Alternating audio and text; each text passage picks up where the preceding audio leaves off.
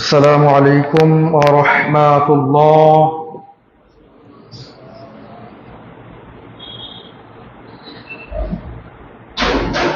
إن الحمد لله نحمده ونستعينه ونستغفره ونؤمن به ونتوكل عليه ونعوذ بالله من شرور أنفسنا ومن سيئات أعمالنا.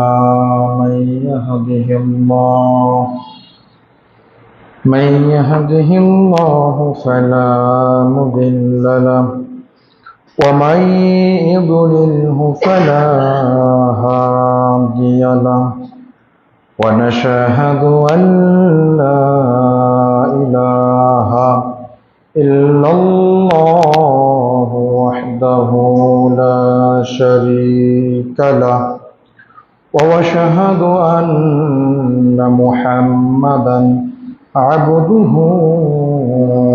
ورسوله أرسله بالحق بشيرا ونذيرا وداعيا إلى الله بإذنه وسراجا وقمرا منيرا.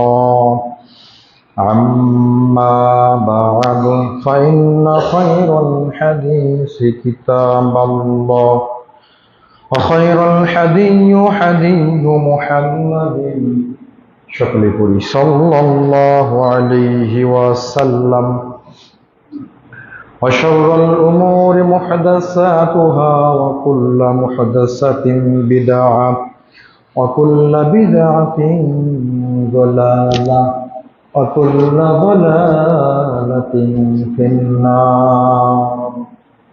فأعوذ بالله من الشيطان الرجيم. بسم الله الرحمن الرحيم. أولئك هم المؤمنون حقا لهم درجات عند ربهم ومغفرة ورزق كريم إلى آخر الآية. عن ثوبان رضي الله تعالى عنه قال قال رسول الله صلى الله عليه وسلم ما من عبد يسجد الله سجدة إلا رفعه الله بها درجة وحط عنه بها خطيئة. রাহু তিরমিজি। যাবতীয় প্রশংসা, যাবতীয় গুণগান সেই মহিয়ান গরিয়ান আল্লাহ সুবহানাহু ওয়া তাআলার জন্য নিবেদিত, যে আল্লাহ সুবহানাহু ওয়া তাআলা প্রতি জুমার ন্যায় আজকের জুমায় সুস্থ শরীর, সুস্থ মস্তিষ্ক, দুনিয়াবি বিভিন্ন রকম কাজ থেকে বিরত রেখে আমাদের সকলকে পবিত্র মসজিদে প্রবেশ করা তৌফিক দান করেছেন। সে আল্লাহ পাকের দরবারে লাখো কোটি শুকরিয়া আদায় করি। সকলেই সকল অন্তঃস্থল থেকে পড়ি আলহামদুলিল্লাহ। অতঃপর দরুদ ও সালাম বর্ষিত হোক সাইয়্যিদুল মুরসালিন খাতামান নবিয়্যিন রাহমাতুল লিল আলামিন, বিশ্ব মানবতার মুক্তির দূত, সর্বযুগের সর্বকালের সর্বশ্রেষ্ঠ মহামানব, আপনার আমার প্রিয় নবী কলিজার টুকরা জনাব মুহাম্মদুর রাসূলুল্লাহ সাল্লাল্লাহু আলাইহি ওয়াসাল্লাম, যে নবীর পথ এবং পদ্ধতিকে প্রতিষ্ঠা করাই আমাদের জীবনের প্রধান ও মূল লক্ষ্য, যে নবীর অনুসরণ অনুকরণ করলে আপনার আমার জন্য রয়েছে পরকালীন সফলতা, যে নবীর সুপারিশ ছাড়া আপনি আমি কেউ জান্নাতের সফলতা অর্জন করতে পারবো না, সে নবীর উপর দরুদ ও সালাম বর্ষিত হোক। সকলেই অন্তরস্থল থেকে মুহাব্বতের সাথে পড়ি সাল্লাল্লাহু আলাইহি ওয়াসাল্লাম। সম্মানিত উপস্থিতি, আজকের খুতবার সংক্ষিপ্ত আলোচনার বিষয় যে আমলে সম্মান বাড়ে, যে আমলে মর্যাদা বাড়ে, উল্লেখিত বিষয়ের উপরে তথ্যবহুল প্রামাণ্য আলোচনা পেশ করার চেষ্টা করব ইনশাআল্লাহুল আজিজ। সম্মানিত উপস্থিতিবৃন্দ, আমরা প্রত্যেকেই আমল করি। আমল করার পিছনে আমাদের একটা উদ্দেশ্য থাকে যে এই আমলের বিনিময়ে আল্লাহ তাআলা আমার উপর সন্তুষ্ট হবেন, আমাকে জান্নাত দান করবেন। জান্নাতের জন্যই আমরা নামাজ, রোজা, হজ, যাকাত, সিয়াম, সাধনা যাবতীয় আমল করে থাকি। তবে কিছু আমল আছে যে আমলগুলো যদি আপনি করেন, আল্লাহ তাআলা এই আমলের বিনিময়ে দুনিয়াতে এবং আখিরাতে আপনার মর্যাদা বৃদ্ধি করে দিবেন। বেশ কিছু আমল আছে, আমরা কয়েক জমা নিয়ে বিস্তারিতভাবে এই বিষয়টি আপনাদের সামনে উপস্থাপন করার চেষ্টা করব ইনশাআল্লাহ। যে আমলগুলো করলে পরিশ্রম কম হবে, নেকি বেশি হবে, যে আমলগুলো করলে আল্লাহ তাআলা মানব সমাজে আপনাকে সম্মানের স্থানে বসাবে, যে আমল করলে কিয়ামতের ময়দানে দুনিয়ার শুরু থেকে শেষ অবধি যত মানুষ আসবে, এই মানুষের ভিতরে আল্লাহ তাআলা আপনাকে সবচেয়ে মর্যাদাশীল করবেন। এমন আমলগুলো আমাদের জানার প্রয়োজন আছে না নাই? অনেকেই আমলগুলো আমরা করি, হয়তো এর ফজিলতটা জানি না। না জেনে আমল করলে তৃপ্তি আসে না। যখন আপনি একটা আমল করবেন, এই আমলের বিনিময়ে আপনি কি পাবেন এটা যখন আপনার জানা থাকবে, তখন আমলটা করে আপনি তৃপ্তি পাবেন। উদ্দেশ্যহীন পথ কখনো আপনাকে গন্তব্যে পৌঁছাতে পারে না। আপনার কোনো উদ্দেশ্য নাই, চোখ যেদিকে যাচ্ছে আপনি শুধু চলছেন আর যাচ্ছেন। কেউ জিজ্ঞাসা করলে কোথায় যাচ্ছেন, চোখ যেদিকে যায়। আমাদের সমাজে কথা বলে না এমন? চোখ যেদিকে যায় সেদিকে যদি আপনি যান, তাহলে আপনার কোনো গন্তব্য নাই। ঠিক যদি আপনি সারা জীবন একটা আমল করেন, কিন্তু এই আমলটার ফজিলত, এই আমলের মর্যাদা, এই আমলের সম্মান এটা আপনি জানেন না, তাহলে ওই গন্তব্যবিহীন পথ যেমন, ঠিক সারা জীবন আমল করে যাবেন কিন্তু মনে তৃপ্তি আসবে না। না জানার পরে হয়তো আল্লাহ সুবহানাহু ওয়া তাআলা আপনার আমল যদি ইখলাসের সহিত কবুল করবেন, কিন্তু আপনি জানলেন না যে এই আমলটা আমি করলাম, এই আমলের মাধ্যমে আমি পাবোটা কি। আমরা কয়েকটি আমল আপনাদের সামনে উপস্থাপন করবো ইনশাআল্লাহ, যে আমল আপনি করলে আল্লাহ তাআলা আপনাকে কি দিবেন। কি দিবেন এটা আগে বলে দিয়েছি, সেটা হলো আপনাকে মর্যাদা দিবেন, সম্মান দিবেন। আমাদের আলোচনার মূল টপিকই এটা, যে আমলগুলো করলে আল্লাহ সুবহানাহু ওয়া তাআলা আপনাকে মর্যাদা দান করবেন, আপনাকে সম্মান দিবেন, মানব সমাজে আপনি প্রতিষ্ঠিত হবেন। এমন কিছু আমল আমি আপনাদের করে উপস্থাপন করবো। তার এক নম্বর হচ্ছে ঈমান আনা এবং নেক আমল করা। আল্লাহ তাআলার প্রতি ঈমান আনয়ন করা এবং নেক আমল করা। বান্দা যখন আল্লাহ তাআলার নিকটে ঈমান আনয়ন করবে এবং নেক ভালো আমল করবে, আল্লাহ তাআলাকে রাজি খুশি করার জন্য আল্লাহ তাআলা বান্দার মর্যাদা তত বৃদ্ধি করে দিবেন। মহান আল্লাহ বলছেন সূরা তাহা 20 নম্বর সূরার 75 এবং 76 নম্বর আয়াতটা খুলুন। আল্লাহ তাআলা বলছেন ওমাইয়াতিহি মুমিনান ক্বাদ আমিলাস সালিহাত। আল্লাহ তাআলা বলছেন সৎ কর্ম সম্পাদনকারী মুমিন যখন আল্লাহর নিকট উপস্থিত হবে, ফাউলাইকা লাহুদ দারাজাতুল উলা। আল্লাহ তাআলা বলছেন ওই সৎ কর্ম সম্পাদনকারী মুমিনের জন্য অনেকগুলো মর্যাদা, উঁচু স্থান রয়েছে। সুবহানাল্লাহ, উচ্চ স্তর মর্যাদা। শুধু একটি নয়, এখানে বহুবচন ব্যবহার করা হয়েছে। যে ব্যক্তি সৎকর্ম সম্পাদনকারী মুমিন হবে, আল্লাহ তাআলা তাকে উচ্চ স্তরের মর্যাদা সমাদান করবেন। তার মধ্যে কি আল্লাহ তাআলা একটু কোট করে বলছেন, জান্নাতু আদনিন তাজরি মিন তাহতিহাল আনহার খালিদিনা ফিহা। আল্লাহ তাআলা বলছেন তার জন্য রয়েছে বাগিচা, উদ্যান, জান্নাত। কেমন জান্নাত? আল্লাহ বলছেন যে এই জান্নাতের তলদেশে ঝর্ণা প্রবাহিত। সুবহানাল্লাহ বলবেন না? আল্লাহ তাআলা মুমিন, যে সৎকর্ম সম্পাদনকারী অর্থাৎ নেক আমলকারী মুমিন, এই নেক আমলকারী মুমিনের ব্যাপারে বলছেন তাকে যে আমি একটা বাগিচা, উদ্যান, জান্নাত দিব, এই জান্নাতের তলদেশে ঝর্ণা প্রবাহিত থাকবে। অন্য আয়াতে আছে থাকবে মধুর ঝর্ণা, থাকবে পানির ঝর্ণা, আপনার বিভিন্ন শরাবের ঝর্ণা, যেই ঝর্ণা দিন রাত চলমান থাকবে কিন্তু কোনোদিনের স্বাদ নষ্ট হবে না। এমন ঝর্ণা আল্লাহ তাআলা আপনাকে কিয়ামতের মাঠে জান্নাতে আপনাকে দান করবেন, যেই ঝর্ণা আপনি সেখান থেকে মধু পান করবেন, পানি পান করবেন, শরাব পান করবেন, মদ পান করবেন। এইগুলো পান করতে গিয়ে কোনোদিন সেই মধুর ভিতরে, পানির ভিতরে, শরাবের ভিতরে একটা ময়লা পড়ে আছে এমন দেখা যাবে না। যার স্বাদ কোনদিন নষ্ট হবে না, যার স্বাদ কোনদিন নষ্ট হবে না, যার রং কোনদিন পরিবর্তন হবে না, এমন ঝর্ণা তো আল্লাহ দিবেন। তারপর আল্লাহ বলছেন খালিদিনা ফিহা। আল্লাহ তাআলা বলছেন এই নেক আমলকারী মুমিনদের জন্য যে জান্নাতটা আমি দিব, সেখানে তারা চিরস্থায়ী বসবাস করবে। এমন নয় আজ দিল 5 দিন পর নিয়ে নিবে, 1 বছর পর নিয়ে নিবে, 2 বছর পর নিয়ে নিবে, এমনটা নয়। আল্লাহ তাআলা বলছেন যে ব্যক্তি সৎকর্ম সম্পাদনকারী মুমিন হবে, নেক আমল করবে, আল্লাহ তাআলাকে সন্তুষ্ট করার জন্য আল্লাহ তাআলা যে জান্নাত তাকে দান করবেন, এই জান্নাতের তলদেশে ঝর্ণা রয়েছে এবং এখানে তারা চিরস্থায়ী বসবাস করবে, কোনদিন বের হবে না।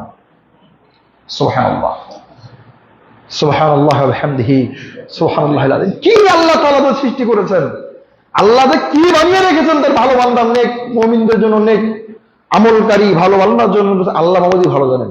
আপনাদেরকে বহুদিন হাদিসে কুদসি শুনিয়েছি, রাসূল সাল্লাল্লাহু আলাইহি ওয়াসাল্লাম বলেছেন, আল্লাহ তাআলা বলেন যে আমি আমার ভালো বান্দার জন্য এমন কিছু সৃষ্টি করেছি, মা ওয়া তাইনুন ওয়ালা উযুন ওয়ালা খাতারা বিকলবি বাশার।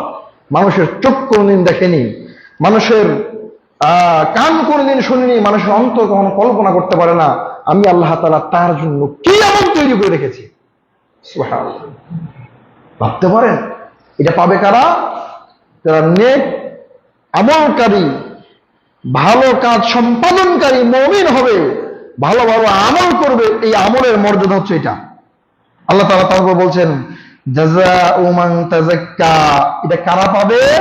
এটা শুধু তারাই পাবে যাদের ভিতরে এবং বাইরে পরিশুদ্ধ অর্জন করেছে। অন্তরের ভিতরেও পরিশুদ্ধ আছে, অন্তরের বাইরেও পরিশুদ্ধতা আছে। বাইরে যেমন আল্লাহর ইবাদত করে, অন্তরে মনে পেটাকে সেটাকে গ্রহণ করে। এমন নয় যে মন এক কথা বলে বাইরে আরেক কাজ করে। আমাদের সমাজ ভরে গেছে যে ভিতরে এক বাইরে আরেক। একটা কথা বলে কি যে বাইরে ফিটফাট ভিতরে সদরঘাট। আল্লাহ তাআলা এখানে উল্লেখ করছেন যে এই যে ঝর্ণা পাবে, যেই জান্নাতের তলদেশে ঝর্ণা প্রবাহিত থাকবে, এটা কারা পাবে? এটা তারাই পাবে যে নেক আমলকারী মুমিন। আর তাদের গুণটা কি? তাদের ভিতর এবং বাহির দুটাই কি থাকবে? পরিশুদ্ধ থাকবে, একদম শুদ্ধ, কোনো ভেজাল নাই। অন্তর এবং বাহির যার এক থাকবে, শুদ্ধ থাকবে, আল্লাহ তাআলা তাকেই এই জান্নাতটা দান করবেন। সুবহানাল্লাহ। 2 নম্বর, আল্লাহ তাআলা আরো বলছেন, খুলুন সূরা আনফাল 8 নম্বর সূরার 2 থেকে 4 এই আয়াতগুলো খুললে আপনি পাবেন। আল্লাহ বলছেন উলাইকা হুমুল মুমিনুনা হাক্কা। তারাই তো সত্যিকারের মুমিন, যারা ওই যে একটু আগে বললাম জান্নাতটা পাবে, জান্নাত তলদেশে ঝর্ণাটা পাবে। আল্লাহ তাআলা এখন তাদের ব্যাখ্যা দিচ্ছেন উলাইকা হুমুল মুমিনুনা হাক্কা। তারাই তো সত্যিকারের মুমিন। কারা? লাহুম দারাজাতুন ইনদা রাব্বিহিম মাগফিরাতুন ওয়া রিজকুন কারীম। আল্লাহ তাআলা একটু আগে গুণটা বর্ণনা করলেন, যারা ভিতরে বাইরে পরিশুদ্ধ থাকবে। আল্লাহ তাআলা এখানে তাদেরকে কোট করে বলছেন, ওই যারা এই পরিশুদ্ধতা অর্জন করে সত্যিকারের মুমিন হবে, তাদের জন্য হচ্ছে দারাজাতুন ইনদা রাব্বিহিম, তার রবের পক্ষ থেকে শুধু মর্যাদা আর মর্যাদা। সুবহানাল্লাহ বলবেন না? এরপর আল্লাহ বলছেন অমাগফিরাতুন, এবং তার জন্য রয়েছে আল্লাহর পক্ষ থেকে ক্ষমা, ওয়ারিজকুন কারীম, এবং সম্মানজনক জীবিকা। সম্মানজনক যেই জীবিকা নির্বাহ করলে আল্লাহ আপনাকে দুনিয়ার মানুষ সম্মান দিবে, বাইরে যত খারাপ কথাই আপনার সামনে বলুক, অন্তরে তার এই উপলব্ধি হবে যে আসলেই মানুষটা ভালো। পারিবারিক শত্রুতার কারণে, সামাজিক শত্রুতার কারণে, রাষ্ট্রীয় শত্রুতার কারণে, গণতান্ত্রিক শত্রুতার কারণে, দলীয়করণের কারণে হয়তো আপনাকে বকাঝোকা করছে, কিন্তু তার অন্তরটা বলছে যে না, লোকটা আসলেই ভালো। একটা সম্মানজনক অবস্থান আল্লাহ তাআলা দান করবেন যাদের ভিতরে এবং বাইরে দুটি পরিশুদ্ধ থাকবে, আল্লাহ তাআলাকে সন্তুষ্ট করার জন্য যারা নেক আমল এবং আল্লাহ তাআলার উপর ঈমান আনবে।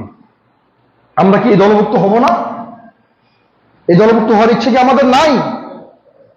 এই ইচ্ছা যদি আমাদের না থাকে, আমরা যদি দলভুক্ত হতে না পারি, তাহলে আমাদের ইহকাল এবং পরকাল দুই কালই ধ্বংস।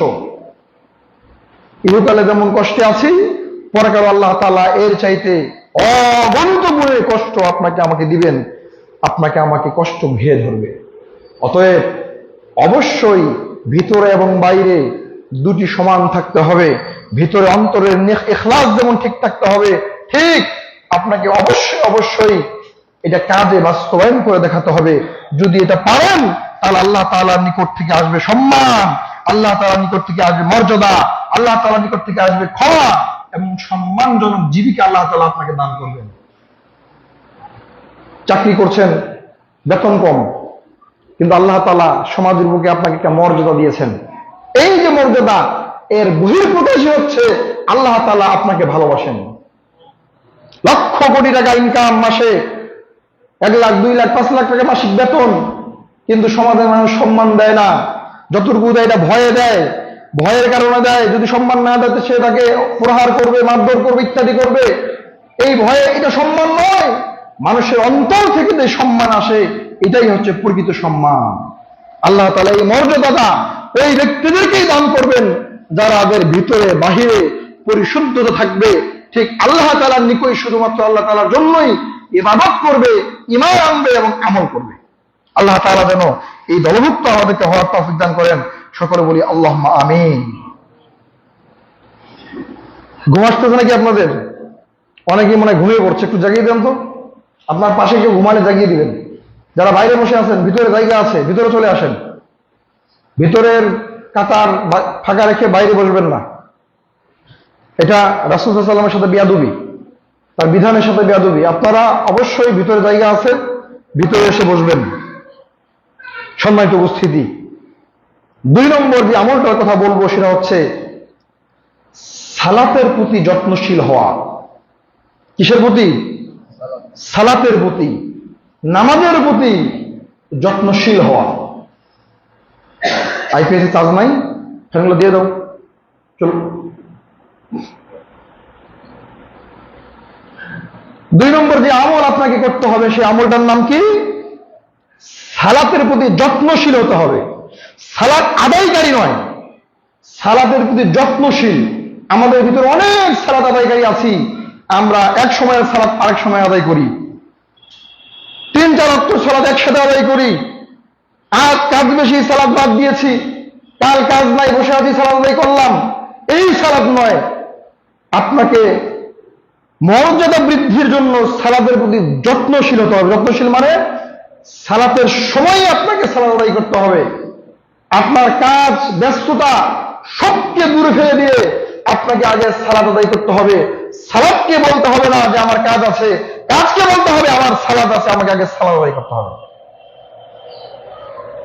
সাওবান রাদিয়াল্লাহু তাআলা আনহু বলেন, রাসূলুল্লাহ সাল্লাল্লাহু আলাইহি ওয়াসাল্লাম বলেছেন, তিরমিজিটা খুলুন, 388 বর্ণিত হয়েছে, মা মিন আবদিন ইয়াসজুদুল্লাহি সাজদাতান, কোন ব্যক্তি যদি আল্লাহ তাআলার সন্তুষ্টি অর্জনের জন্য, আল্লাহ তাআলার সন্তুষ্টি পাওয়ার জন্য সিজদা করে, আল্লাহ তাআলার প্রতি সিজদা করে, তা ইল্লা রাফাহু আল্লাহু বিহা দারাজাতান, আল্লাহ তাআলা এই যে তার ভালোবাসা, তার সন্তুষ্টি পাওয়ার জন্য তার বান্দা তাকে সিজদা করলো, এজন্য আল্লাহ তাআলা তার মর্যাদাকে বাড়িয়ে দেন।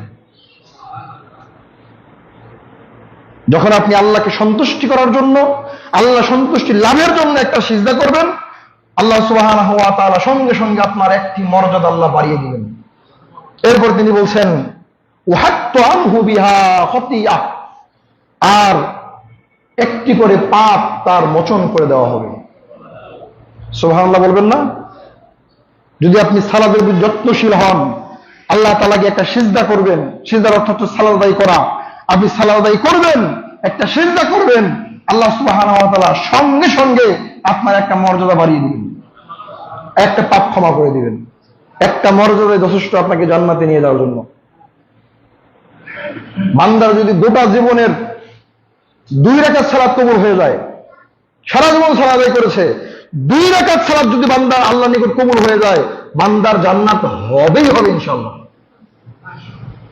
একটা মর্যাদা আপনি কম মনে করিয়েন না। আল্লাহ নবী সাল্লাল্লাহু আলাইহি সাল্লাম বলছেন, যে ব্যক্তি আল্লাহর সন্তুষ্টি লাভের জন্য, দুনিয়াতে কাউকে দেখানোর জন্য নয়, রিয়ার জন্য নয়, মানুষকে দেখানোর জন্য নয়, মান ইজ্জত বাঁচানোর জন্য নয়, আল্লাহর সন্তুষ্টি লাভের জন্য কেউ যদি একটা সিজদা করে, আল্লাহ তাআলা সঙ্গে সঙ্গে তার একটা মর্যাদা বাড়িয়ে দেন এবং একটা পাপ তার ক্ষমা করে দেন। আমর ইবনে আব্বাস রাদিয়াল্লাহু তাআলা আনহু বলেন যে আমি রাসূল সাল্লাল্লাহু আলাইহি সাল্লামকে বলতে শুনেছি, তিনি বলেছেন আইয়ুমা রাজুলিন কামা ইলাল উযুই ইউরিদুস সালাহ। আমি রাসূল সাল্লাল্লাহু আলাইহি সাল্লামকে বলতে শুনেছি, কোন ব্যক্তি যদি ওযু করার জন্য দাঁড়িয়ে যায়, ওযু করার জন্য প্রস্তুতি গ্রহণ করে, আর ওযু করে সে কি করবে? সালাত আদায় করবে, এটা উদ্দেশ্য।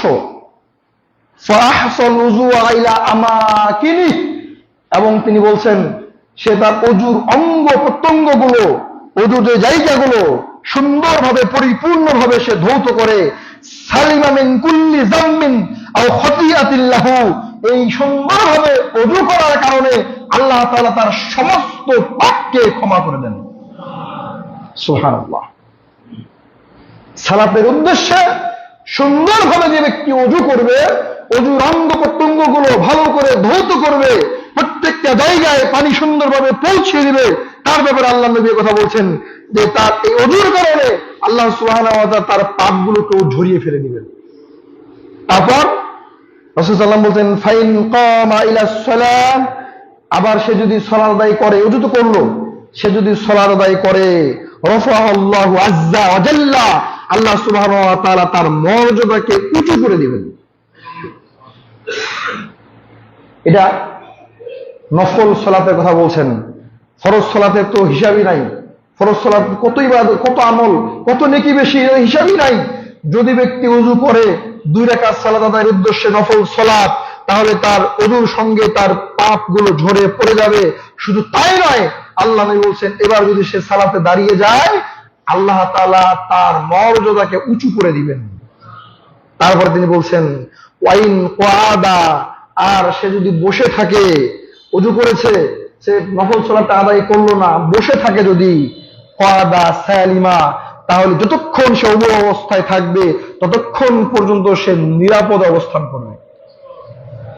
তাহলে সালাত আদায় করলেও মর্যাদা, না করলেও নফল সালাত আদায় করলে মর্যাদা উঁচু হয়ে যাবে। যদি আপনি সালাতটা আদায় না করেন, ওযু অবস্থায় আছেন, ওযু অবস্থায় কাজ করছেন, ওযু অবস্থায় বসে আছেন, আপনার ওযুটা নষ্ট হয় নাই, আল্লাহ নবী বলছেন যতক্ষণ পর্যন্ত ওযুটা থাকবে ততক্ষণ পর্যন্ত বান্দা নিরাপদে থাকবে। এজন্য শুধু সালাতের সময় হলেই ওযু করতে হবে এমনটা নয়, চেষ্টা করতে হবে সর্বক্ষণিক নিজেকে ওযু অবস্থায় রাখার। রাতে শোয়ার সময় ওযু করে রাতে ঘুমাতে যাবেন। আল্লাহ নবী সাল্লাল্লাহু আলাইহি ওয়াসাল্লামের দৈনিক নিয়মিত আমল ছিল যে তিনি রাতে ঘুমানোর পূর্বে ওযু করে শুতেন। দিনের যে কোনো অবস্থাতেই ওযু ভঙ্গ হয়ে গেলে সঙ্গে সঙ্গে তিনি আবার ওযুকে বানিয়ে নিতেন। চেষ্টা করবেন যে ওযুটা নষ্ট হয়ে গেছে, আমি একটু টিউবওয়েল পাড়ে গিয়ে আমি আবার একটা ওযুটা করে নিই।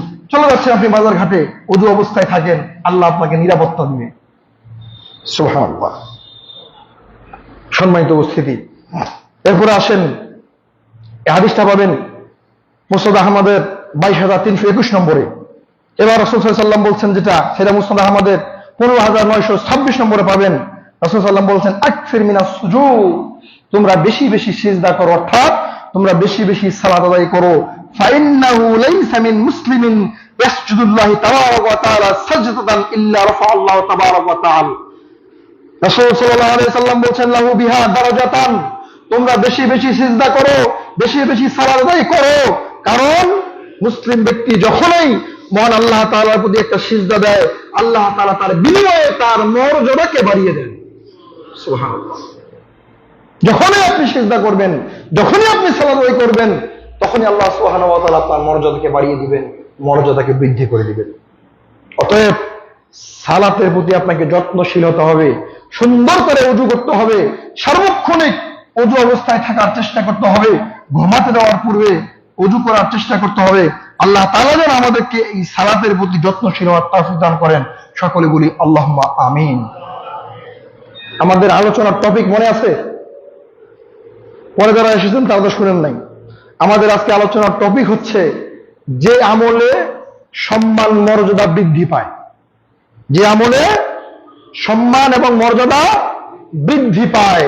এই যে দুইটা আমলের কথা বললাম, এই দুইটা আমলের মধ্যেই আল্লাহ এবং তার রাসূল মুহাম্মদ সাল্লাল্লাহু আলাইহি ওয়াসাল্লাম বিস্তারিতভাবে বলে দিয়েছেন যে এই আমলগুলো করলে আল্লাহ তাআলা আপনার মর্যাদাকে বাড়িয়ে দিবেন। তিন নম্বর যে আমলটার কথা আমি আপনাকে বলবো সেটা হচ্ছে পায়ে হেঁটে মসজিদে গমন করা। পায়ে হেঁটে মসজিদে গমন করা, এটা আল্লাহ সুবহানাহু ওয়া তাআলার পক্ষ থেকে একটা খুব মর্যাদাশীল আমল। আপনি দূরত্বের কারণে আসতে পারেন গাড়িতে, তাতে কোনো সমস্যা নাই, তবে পায়ে হেঁটে আসলে আপনি মর্যাদা বেশি পাবেন, এ কথাই চূড়ান্ত। যখন মুমিন বান্দা একনিষ্ঠ নিয়তে মসজিদের দিকে পায়ে হেঁটে অগ্রসর হয়, তখন তার প্রতিটি পদক্ষেপে আল্লাহ রহমতের দরজা খুলে দেওয়া হয়। পদক্ষেপ ফেলাবেন, আল্লাহ তাআলা শুধু রহমতের দরজা খুলে দিবেন। প্রতিটি কদমে মুছে যায় তার পূর্বের গুনাহ, প্রত্যেকটা পদক্ষেপে একটি করে পাপ ক্ষমা করে দেওয়া হয়। সুবহানাল্লাহ। মসজিদে হেঁটে হেঁটে আসছেন, মসজিদে হেঁটে আসবেন, একটা করে এক পা ফেলবেন, একটা রাসূল সাল্লাল্লাহু আলাইহি ওয়াসাল্লাম বলছেন, আলা আদুল্লুকুম আলা মা ইয়ামহুল্লাহু বিহি খাতায়া, আমি কি তোমাদের এমন একটা আমলের কথা বলবো না যে আমলটা তোমরা করলে তোমাদের পাপ ক্ষমা হবে, তোমাদের পাপকে আল্লাহ তাআলা ক্ষমা করে দিবেন? এমন একটা আমলের কথা কি তোমাদেরকে আমি বলবো না? এবং ওয়ারফাউ বিদ দারাজাত, আল্লাহ তাআলা তোমাদের মর্যাদাকে বাড়িয়ে দিবে, এমন কোন আমলের কথা কি আমি তোমাদেরকে বলবো না? তখন সাহাবীরা বলছেন, আল্লাহর নবী তাড়াতাড়ি বলেন, কি আমল যে আমলটা করলে আমাদের মর্যাদা বৃদ্ধি পাবে, পাপ ক্ষমা হবে? আপনি আমাদেরকে তাড়াতাড়ি বলেন। রাসূল সাল্লাল্লাহু আলাইহি ওয়াসাল্লাম বলছেন, ইসবাগুল উযু আলাল মাকারিহি, তোমরা পরিপূর্ণভাবে সুন্দর করে ওযু করো, ওয়া কাসরাতুল খুতায়া ইলাল মাসাজিদ, এবং মসজিদের দিকে হেঁটে হেঁটে গমন করো, ওয়া ইনতাদুস সালাত বা'দা সালাত, এক সালাত শেষ হলে আরেক সালাতের জন্য অপেক্ষা করো। এই যদি এই আমল তুমি করো, তাহলে তোমাদের মর্যাদা বৃদ্ধি করা হবে, তোমাদের পাপকে ক্ষমা করে দেওয়া হবে। সুবহানাল্লাহ। কি করতে হবে? সুন্দর করে ওযু করতে হবে, ওযুর অঙ্গ প্রত্যঙ্গগুলো সুন্দরভাবে ধৌত করতে হবে। 2, আপনাকে মসজিদে হেঁটে গমন করতে হবে।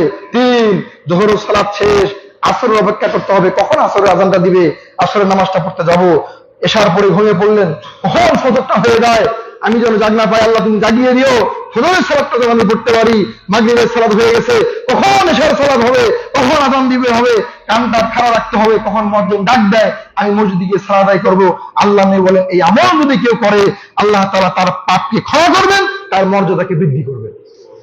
সুবহানাল্লাহ।